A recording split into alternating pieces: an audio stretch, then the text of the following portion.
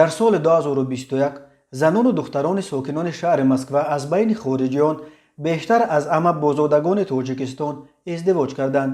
Имсол аллакай 355 шаҳрванди Тоҷикистон бо занону духтарон аз Москва ақди никоҳ бастанд, ки ин тақрибан чораки ҳудуди 1500 никоҳи бо домодҳои хориҷӣ басташуда дар Москваро ташкил медиҳад.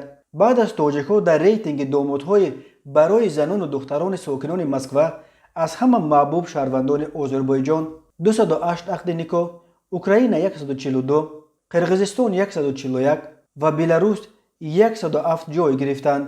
Имсол шаҳрвандони Тоҷикистон дар вилояти Саратов ва ҷумҳурии Удмурдистони Русия низ домодҳои аз ҳама серхаридор дониста шуданд. вале мардони сокинони Москва имсол аз байни хориҷиён бештар аз ҳама бо бонувон аз Украина 208 издивоҷ ва Қирғизистон 221 ақди никоҳ бастанд.